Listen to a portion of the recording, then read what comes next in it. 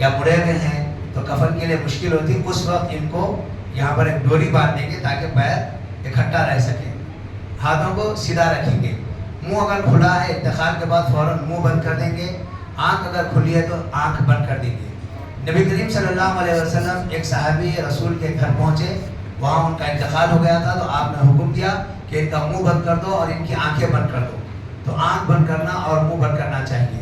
منہ اگر بہت زیادہ کھلا ہے انتقال کے فوراً بعد تو اس وقت منہ بند کرنے کے لیے ایک ڈوری لے کر یہاں پر باندھ دیں گے۔ یہ اس لیے باندھیں گے تاکہ منہ کھلا نہ رہے، اس بنیاد پر یہ باندھنا ہے، اور میت کو بالکل سیدھی کر دیں گے۔ ابھی بتا رہا ہوں، میت مرنے کے بعد گھر میں جیسی سہولت ہے ویسا میت کو لٹائیں گے۔ کوئی ضروری نہیں ہے کہ قبلہ رخ ان کے پیر ہوں، جیسے بہت سارے لوگ بولتے ہیں قبلہ رخ پیر کر کے لٹائیں، اگر میت اٹھی تو اس کا چہرہ قبلہ رخ ہوتا ہے، یہ تو بالکل بیکار بات ہے۔ مرنے کے بعد میت اٹھنے کا سوال ہی پیدا نہیں ہوتا۔ تو گھر میں جیسی سہولت ہے ویسے لٹائیں گے، اس کے لیے کوئی دلیل موجود نہیں ہے۔ صرف خبر میں رکھنے کے لیے کیسے خبر میں رکھنا، چہرہ کس طرف ہونا، وہ دلیل ہے، لیکن گھر میں جیسے سہولت ہے ویسے میت کو رکھیں گے اور میت کے اوپر چادر ڈھانک دیں گے۔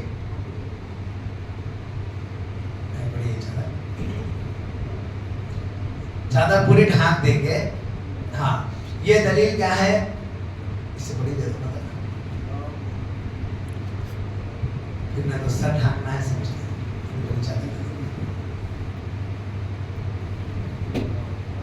گھر میں جو چادر ہے وہ چادر ڈھانکیں گے۔ بہت سارے لوگ اسی وقت نئی چادریں خرید کے لاتے، نئی چادر لا کر ڈھانکتے تاکہ گھر کی چادر نہ ہو، اس کے لیے۔ اور نبی صلی اللہ علیہ وسلم کا جب انتقال ہوا تھا، آپ کو چارپائی پر لٹا دیا گیا اور آپ کے چہرے پر آپ پر چادر اڑا دی گئی تھی۔ ابوبکر صدیق رضی اللہ تعالیٰ عنہ جب تشریف لائے تو آپ نے چہرے سے چادر ہٹائی اور اس کے بعد آپ نے چہرے کا دیدار کیا، بوسہ لیا۔ اب رہا مسئلہ آپ کا کہ ناک میں روئی لگانا، ناک میں روئی اس وجہ سے لگائیں گے اگر ناک سے گندگی نکل رہی ہے، خون بہ رہا ہے، تب ناک کے اندر روئی لگائیں گے، ورنہ ناک کو بند کرنے کی ضرورت نہیں ہے۔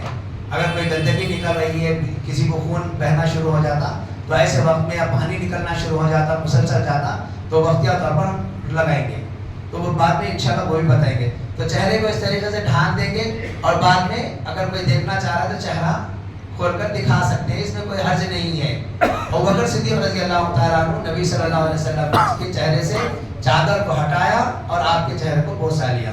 یہ ہے میت کو گھر میں رکھنے کا طریقہ۔ گھر میں جو چادر میسر ہے وہی چادر آپ اڑائیں گے۔ چلو ذرا اٹھ جاؤ پہلے، اس کے بعد پہلے کفن کا طریقہ دیکھ لیجئے۔ کفن میں یہ 3 چادریں رہیں گی، مرد ہو یا عورت دونوں کے لیے 3 چادریں۔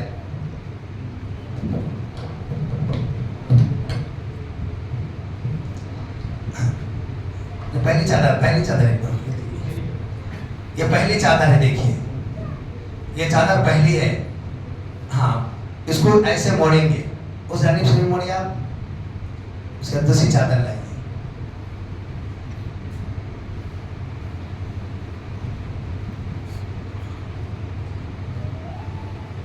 دوسری چادر کو بھی اس طریقے سے موڑیں گے اور اس کو اس طرح ہٹا کر رکھیں گے کیونکہ میت کو لپیٹنے کے لیے بڑا سہولت ہو۔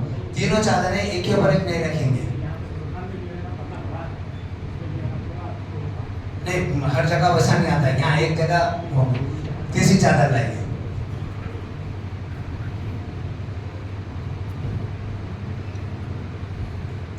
تیسری چادر کو بھی اس طریقے سے موڑ دیں گے، موڑ کے اس کو اس کونے سے رکھیں گے۔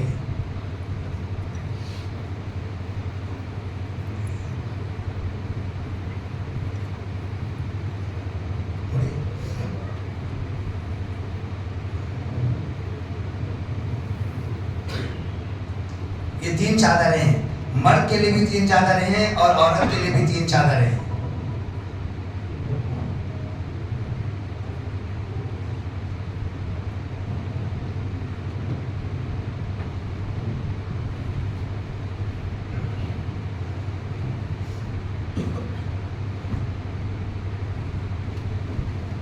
اور کفن کے اندر 2 چادریں مزید ہوتی ہیں، یہ چادر ہوتی ہے نہلانے کے لیے، جسم پر اڑانے کے لیے، اور دوسری چادر ہوتی ہے نہلانے کے بعد کفن پر رکھنے سے پہلے کچی چادر کو نکال کر سرخی چادر اڑاتے ہیں. یہ دو چادریں ہوتی ہیں، ایک نہلاتے وقت اور ایک نہلانے کے بعد میت کو لپیٹنے کے لیے.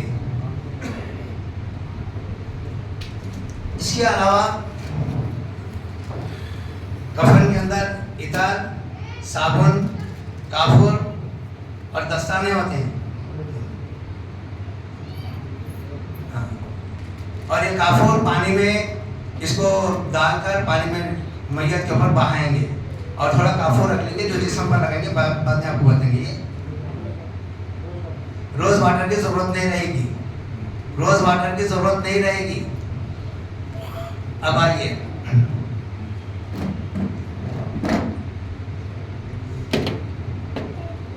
میت کو لٹانے کے بعد، نہلانے کے لیے میت کو لٹانے کے بعد سب سے پہلے ایک چادر ان کے جسم پر رکھیں گے. اور یہ جو چادر ہے، یہ کپڑا ہے، پانی میں پھینکنے کے بعد اس سے جسم نظر آتا. اس لیے ہم اپنے گھر کا کوئی بھی موٹا کپڑا استعمال کر سکتے. ہم کو ایسا کپڑا استعمال کرنا ہے جس سے سطر کا حصہ نظر نہ آئے، سطر کا حصہ نظر نہ آئے. اس لحاظ سے ہم کو کپڑا استعمال کرنا ہے. یہی کپڑا ہم استعمال نہیں کریں گے. اگر اس میں یہ کپڑا فی الحال موٹا ہے، اکثر و بیشتر بہت باریک کپڑا اس میں آتا، جیسے ہی پانی ڈالتے پورا جسم نظر آنے لگتا.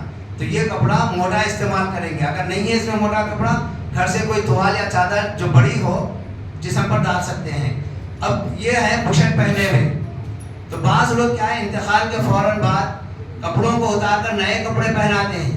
اس کی کوئی ضرورت نہیں ہے. ہاں، یہ کپڑے ان کو اتارنا بہت مشکل ہے. میت کو کوئی تکلیف نہیں دے سکتے. قینچی سے یہاں سے ہم اس کو کاٹ دیں گے، یہاں سے کاٹتے ہوئے یہاں تک لا لیں گے، اور ادھر سے بھی اس آستین کو کاٹتے ہوئے موڑے تک یہاں تک لا لیں گے. پھر اس کے بعد یہ بشٹ جو ہے ان کا، اگر بٹن نہیں کھول سکتے تو کھولیں گے. جب آپ ادھر سے اور ادھر سے کاٹ دیں گے، اس کے بعد یہ آسانی کے ساتھ نکل جائے گا، آسانی کے ساتھ نکل جائے گا. اور اس کو پورا پیچھے کریں گے، کپڑے کو پلٹا کر ایسے پیچھے کریں گے. پھر اس کے بعد میت کو ایسے پلٹا کے کپڑا نکالیں گے، آسانی سے نکل جائے گا. کیونکہ اب کہیں پر اٹکنے کا مسئلہ نہیں ہے. اب رہا مسئلہ تہبند بنے ہوئے ہو یا پینٹ ہو یا لنگی ہو، اس کو کاٹنے کی ضرورت نہیں ہے. بیلٹ بکل یا ناڑا وغیرہ کھولیں گے، کھول کے آہستہ سے کھینچیں گے، یہ کپڑا اتر جائے گا. البتہ یہ اتارتے وقت اس کپڑے کو یہاں پر کوئی ایک شخص پکڑ کر رکھے گا. جیسے آپ نیچے کا حصہ کھینچیں گے تہبند وغیرہ کا، تو یہ کپڑا بھی ساتھ آ جائے گا. کوئی ایک بندہ کپڑے کو ایسا رکھ لے اور یہ نیچے کا کھینچے، آسانی کے ساتھ یہ اتر جائے گا، کوئی مشکل اس سے نہیں ہوگی. اب رہا مسئلہ میت کے جسم پر سے جو کپڑے اتارے گئے، اگر وہ ثابت رہے تو آپ کسی کے پہننے کے لیے، استعمال کے لیے دے سکتے ہیں. ایسا نہیں ہے جو چادر اڑائی گئی تھی، جو چادر بچھائی گئی تھی، جو کپڑے اتارے گئے تھے، پورے اٹھا کر اس کو کچرے کی کنڈی میں ڈال دیا جاتا. ایسا نہیں کرنا چاہیے. میت کے ساتھ کپڑوں کو اتار کر جو پھینک دیا جاتا میت کے جسم پہ سے، اس کی ضرورت نہیں ہے. اگر وہ کپڑے قابل استعمال ہیں، استعمال کر سکتے ہیں، دھو کے صاف کر کے کسی اور کو دے سکتے ہیں. بعض لوگ یہ چادریں جو اڑائی جاتی ہیں غسل کے ٹائم پر یا پھر غسل کے بعد، یہ چادروں کو بھی پھینک دیتے ہیں. پھینکنے کی ضرورت نہیں ہے. اب دیکھیے، میت کو تختے کے اوپر لٹا دیا گیا. اب ہم کو غسل شروع کرنا ہے. اللہ کے نبی صلی اللہ علیہ وسلم، زینب رضی اللہ تعالیٰ عنہ جو آپ کی بیٹی ہیں، ان کا انتقال ہو گیا. تو نبی صلی اللہ علیہ وسلم نے کہا کہ میری بیٹی کو بیری کے پتوں سے اور کافور سے غسل دو. تو جب پانی ہم گرم کریں گے، یہ پانی کے اندر بیری کا پتا ڈال کر گرم کریں گے اور گرم پانی نہیں نہلائیں گے. ہم عام طور پر غسل کرنے کے لیے جیسا پانی استعمال کرتے ہیں ویسا ہی پانی استعمال کریں گے. میت ہے، میل زیادہ ہوگا، گرم پانی استعمال کریں گے، اس کی ضرورت نہیں ہے.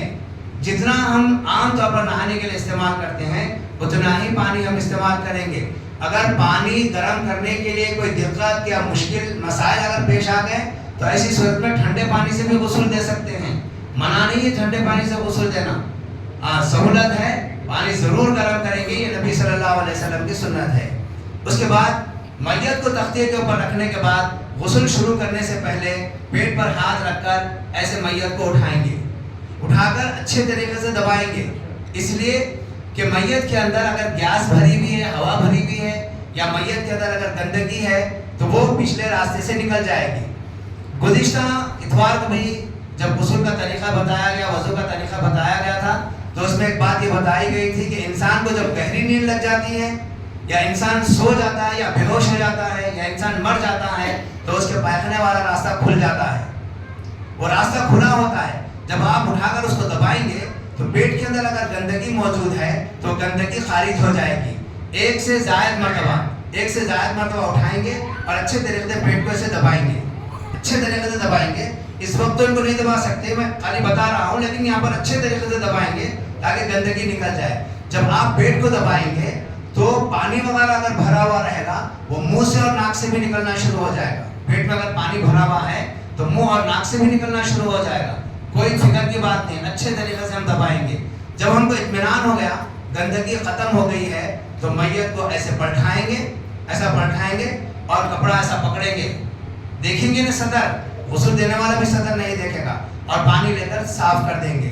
ہاں, اس طرف سے پلٹائیں گے, پھر ایسے ہی ادھر پلٹائیں گے, کپڑے کو پکڑیں گے اور پانی مار کے گندگی صاف کر دیں گے.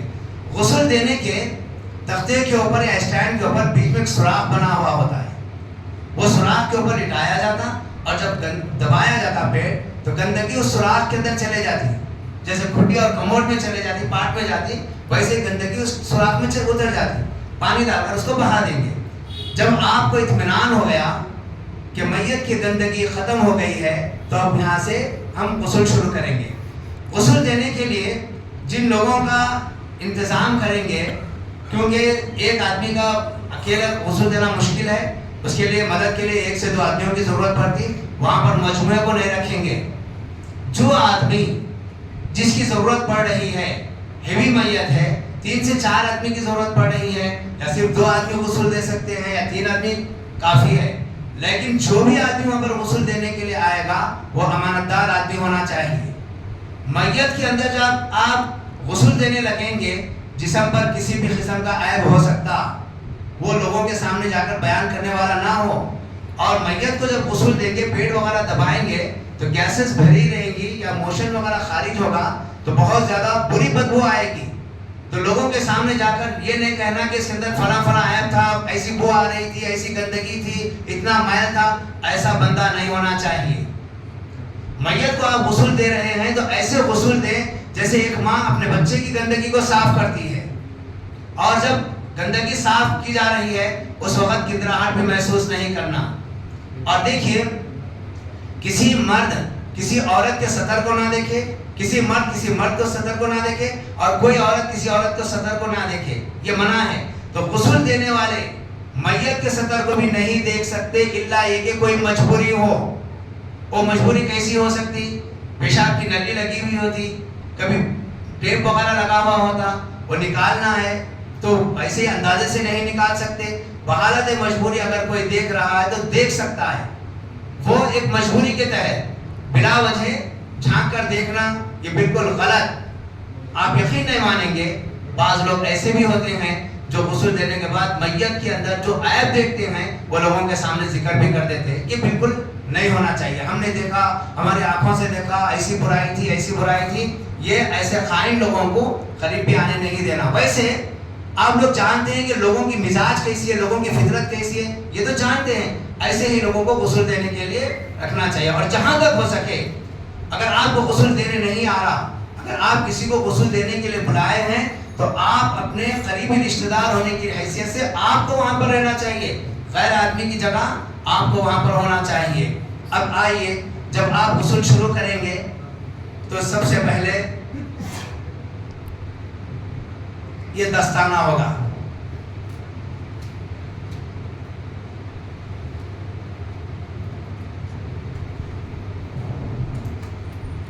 بائیں ہاتھ میں پہنو, بائیں ہاتھ میں پہنو.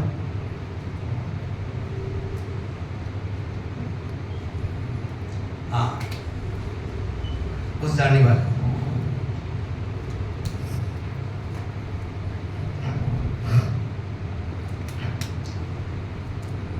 اب میت کے اوپر پانی ڈالیں گے سطر کے حصے پر. سطر کے حصے پر پانی ڈال کے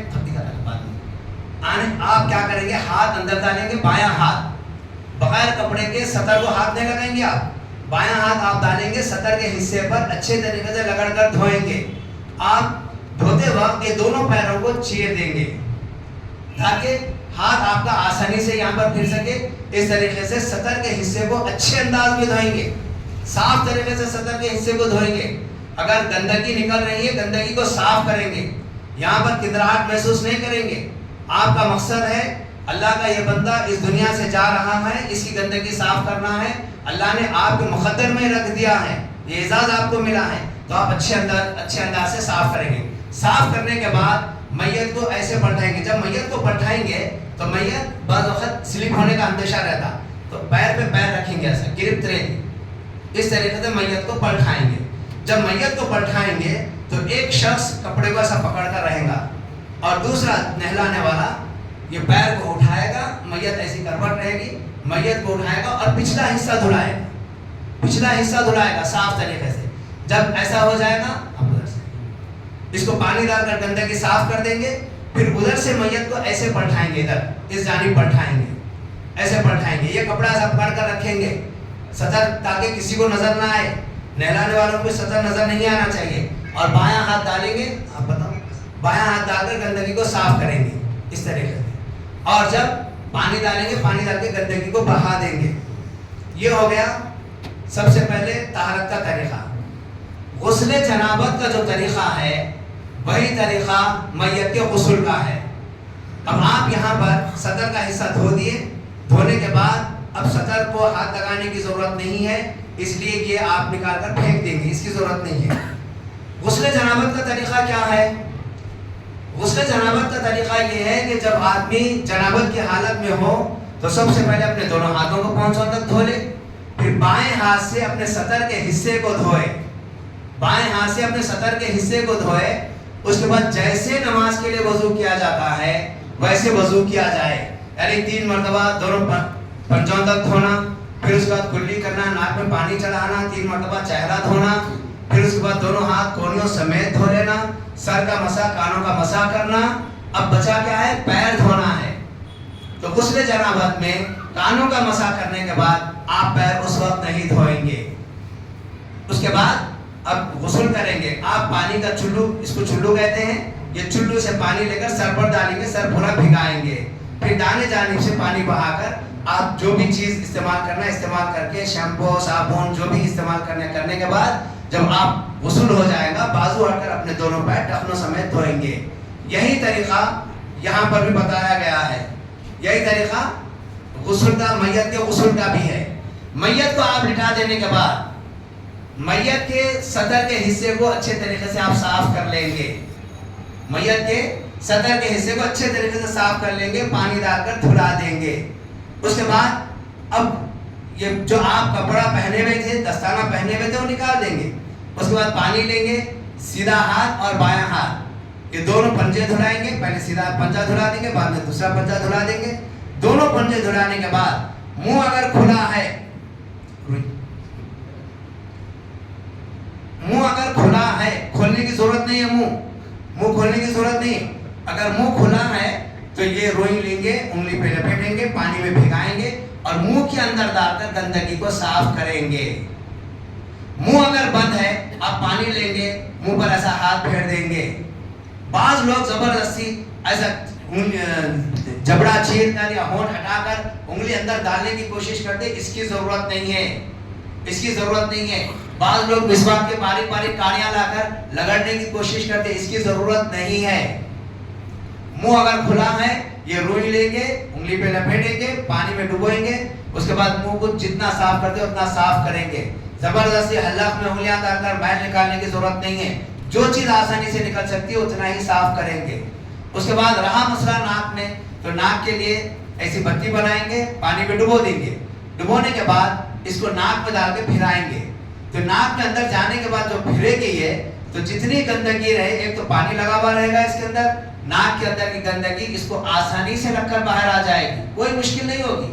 آپ ایک مرتبہ صاف کر لیے, کوئی گندگی نہیں نکلی, دوبارہ پھر ناک میں ڈالنے کی ضرورت نہیں ہے. اگر گندگی دکھ رہی 2 مرتبہ آپ صاف کریں گے, 3 مرتبہ آپ صاف کریں گے. دونوں سوراخوں میں روئی کو بھگوئیں گے ایسے اور ناک میں ڈال کر پھیلا دیں گے, ناک بالکل صاف ہو جائے گی.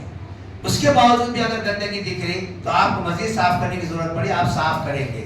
جب آپ دونوں ہاتھ پہنچوں تک دھلا دیے, منہ کھلا ہے, منہ کی صفائی کر دیے, اگر نہیں تو منہ کے اوپر صرف ہونٹوں پر ہاتھ پھیر دینا ہے کافی ہے. ناک میں روئی ڈال کر ناک کو صاف کر دیے. اب اس کے بعد پانی لے کر چہرے کو دھلائیں گے اچھے طریقے سے.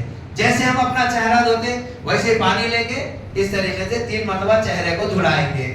سیدھا ہاتھ کوہنیوں سمیت, یہ کونی یہاں پر ہے, یہاں تک دھلائیں گے, کونیوں کے ساتھ, کونیوں تک نہیں ہے, کونی بھی دھلنے میں شامل ہو جانا. یہاں تک سیدھا ہاتھ دھلائیں گے. اس کے بعد بایاں ہاتھ یہاں تک دھلائیں گے. اس کے بعد پانی لیں گے, سر کا مسح کریں گے, پھر پانی لیں گے, کانوں کا مسح کر دیں گے. اب اس کے بعد پیر اسی وقت دھلانا چاہتے دھلائیں گے یا آخر میں پیروں کو دھوئیں گے. پانی لیں گے, سر پہ سے پانی ڈال دیں گے, جسم پورا بھگا دیں گے, سیدھے جانب سے شروع کریں گے. اب اس کے بعد آپ صابن یا جو بھی لگانا چاہتے ہیں آپ لگا سکتے ہیں. خاص طور پر میت کے میل جمع ہونے کے جو جگہ ہیں یا گردن کا حصہ ہے, کانوں کے پیچھے, بغلوں میں اور یہ ہاتھوں میں, یہ انگلیوں کے اندر بھی اچھے طریقے سے کریں گے. اگر میل وغیرہ زیادہ ہے اس کو صاف کریں گے دونوں ہاتھوں میں. اور اس کے علاوہ پیروں میں, یہ پنڈلیوں میں یہاں پر اور یہاں پر میل جمع ہونے کے آثار رہتے, ان جگہوں کو اچھے طریقے سے رگڑیں گے. اچھے طریقے سے جب آپ رگڑ دیں گے آپ کو اطمینان ہو جائے گا. اس کے بعد آپ پانی ڈال کر بہا دیں گے. یہ 1 مرتبہ کریں گے, 2 مرتبہ کریں گے, 3 مرتبہ کریں گے.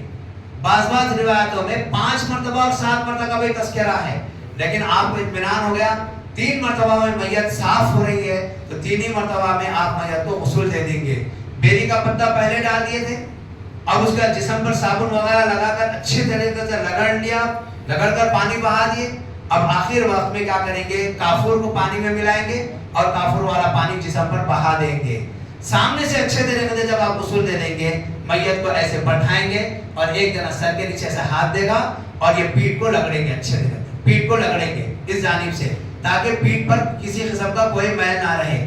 ہاں یہ خیال رکھیں کہ کپڑا ہٹنے نہ پائے, کپڑے کا خاص خیال رکھنا, سطر کا حصہ نظر نہ آئے. اتفاقی طور پر اگر ہٹ گیا کھل گیا کوئی مسئلہ نہیں ہے, لیکن خاص خیال رکھیں گے کپڑا نہ ہٹ پائے. پیٹھ کو رگڑیں گے اور پیٹھ کی گندگی صاف کر کے پانی بہا دیں گے. اگر اطمینان نہیں ہوا اس جانب سے پھر ایسے بٹھائیں گے اور اس کپڑے کا پکڑتے ہوئے پیٹھ کے حصے کو اچھے طریقے سے رگڑ کر دھلا دیں گے. یہ ہے میت کو غسل دینے کا طریقہ. اس کے بعد دونوں پیر ٹخنوں سمیت دونوں پیر رگڑ دیں گے. اب آپ نہلا رہے ہیں, سطر کا حصہ دیے, نہلا رہے ہیں, نہلاتے وقت آپ کپڑے کو بڑا ہے تو اس کو ہٹا کر ایسا کر بھی سکتے, اتنا رکھ سکتے آپ, ایسا کر کے یہ حصے کو رگڑ کے دھلا سکتے آپ. عورت کے لیے یہاں سے کپڑا رہے گا اور ٹخنوں کے نیچے تک رہے گا عورت کے لیے نہلاتے وقت بھی. مرد کے لیے ناف سے ہونا ہے, عورت کے لیے چھاتی سے ہونا کپڑا نہلانے کے لیے. اب رہا میت کا یہ غسل. بسا اوقات میت دواخانے میں ہوتی, اس کے آپریشنز ہوتے, کئی قسم کی اس کو پٹیاں لگی ہوئی ہوتی, تو ایسے وقت کیا کریں گے, بہت سارے لوگ کیا کرتے, لا کے میت کو رکھتے, پہلے پٹیاں کھینچ کے نکالتے. نہیں نکالنا چاہیے, نہیں نکالنا چاہیے. جو چیز آسانی سے نکل رہی وہ آسانی سے نکالیں گے, جو چیز آسانی سے نہیں نکل رہی زبردستی کھینچ کر نہیں نکالیں گے, آپ ویسے ہی غسل دے دیں گے. دیکھیے وضو کرنا ضروری ہے, لیکن ہاتھ پر اگر پٹی بنی ہوئی ہے آپ اس کے اوپر مسح کر لینا کافی ہے. دھونا تو ضروری ہے اعضائے وضو کو, لیکن اگر کچھ وجہ ہے, کچھ مرض ہے, عذر ہے, پٹی بنی ہوئی ہے, اس پٹی پر مسح کافی ہے. ایسے ہی میت کو غسل دینا ضروری ہے. اگر اس کے جسم پر یا اعضائے وضو پر پٹی لگی ہوئی ہے تو اس کے اوپر ہاتھ پھیر دینا کافی ہے. جب آپ غسل دے دیں گے وہ پٹی بھیگ جائے گی, آپ نکالنے کی کوشش کریں گے, آسانی سے نکل رہی ہے نکالیں گے, ورنہ نہیں نکل رہی ہے تو اس کو ویسے ہی چھوڑ دیں گے. کیونکہ بعض پٹیوں کو مضبوط بٹھا دیا جاتا, کیونکہ اس کے نیچے زخم تازہ ہوگا. اگر آپ پٹی کھینچ کر پھینک دیں گے خون جانا شروع ہو جائے گا. تو اکثر و بیشتر لوگ جذبات میں آ جاتے اور بڑے جذبات میں کام کرنا چاہتے. جذبات میں کام نہیں کرنا ہے, ہوش حواس کے ساتھ کام کرنا ہے اور طریقے سے اور سکون سے کام کرنا ہے. داعش میں جذبے میں آ کر جلدی کوئی کام نہیں کرنا. یہ میت کا معاملہ ہے. ہاں بعض وقت میت جلی ہوئی آتی تو جلے ہوئے حصے کو دھونا بہت مشکل ہو جاتا, تو وہاں پر ہم کو اس حصے کو دھونے کی ضرورت نہیں, اس کے اوپر ہاتھ پھیر دینا, مسح کر دینا, یہ کافی ہے. بسا اوقات سر یا ہاتھ یا پیر بالکل کچلا ہوا ہوتا, اس کو دھو نہیں سکتے، مکمل طور پر پٹیوں میں لپیٹ دیا جاتا، تو وہاں پر بھی ہم اس کے اوپر ہاتھ پھیر دینا، مسح کر دینا کافی ہے۔ نہیں آخری وقت ہے، پانی ڈالنے سے کیا ہونے کا ہے، نہیں، اگر آپ پانی ڈالیں گے اس کے بعد اندر سے خون جانا شروع ہو جائے گا۔ اسی طریقے سے پوسٹ مارٹم والی میت آتی، پوسٹ مارٹم والی میت کو اگر وہ فریش ہے، 2 دن 3 دن کے بعد اگر اس کا پوسٹ مارٹم ہوا تو اس سے خون نکلنے کے چانسز نہیں رہتے۔ فریش میت ہے، ایکسیڈنٹ ہو گیا، اس کا پوسٹ مارٹم ہوا، اس کے باوجود بھی اس کے جسم سے خون نکل سکتا۔ وہاں پر ہم زیادہ زور سے کھس کے ہلا کے نہیں، بہت احتیاط کے ساتھ غسل دیں گے۔ اور چہرے وغیرہ کے اوپر یہ سب پٹیاں بنے ہوئے رہتی یا ٹاکے لگے ہوئے رہتے، تو اگر آسانی سے دھو سکتے اس کو دھوئیں گے، زبردستی اس کو رگڑنے کی کوشش نہیں کریں گے۔ اگر نہیں ہے آپ اچھے طریقے سے رگڑیے، لیکن اگر کچھ مسئلہ ہے تو وہاں پر آپ احتیاط کیجئے، یہ خاص خیال رکھنا ہے، اور مسح کر دینے سے کافی ہے۔ اگر میت ایسی آ جائے جس کو غسل دینا ہی ناممکن ہے، غسل دینا ہی ناممکن ہے، تو ایسی صورت میں میت کو صرف ہم تیمم کروائیں گے۔ تیمم کیسے کروائیں گے؟ یہ تیمم وضو کا بھی بدل ہے، یہ تیمم غسل کا بھی بدل ہے۔ اب تیمم کا طریقہ کیا ہے؟ ایک مرتبہ ہم ہاتھ ماریں گے زمین کے اوپر، ہاتھ ماریں گے، دھول وغیرہ زیادہ لگی پھونکیں گے اور میت کے چہرے پر اس طریقے سے پھیر دیں گے، سیدھے ہاتھ پر اس طریقے سے، بائیں ہاتھ پر اس طریقے سے پھیر دیں گے، بس کافی۔ جو زندے تیمم کرتے ہیں وہی تیمم میت کا بھی کروایا جائے گا، کوئی اور طریقہ میت کے تیمم کرانے کا نہیں ہے۔ اس کے بعد یہ میت پاک تصور کی جائے گی۔ ضروری ہے کہ غسل دینا، وضو کرانا، گندگی صاف کرنا ضروری ہے، لیکن کوئی مجبوری اگر ایسی آ جائے تو وہاں پر تیمم سے بھی کام چل سکتا ہے۔ اس بارے میں، غسل کے بارے میں اگر کسی کو کوئی ڈاؤٹ ہے، کوئی سوال ہے تو پوچھیں، پھر اس کے بعد کفن پہنا کر بتائیں گے۔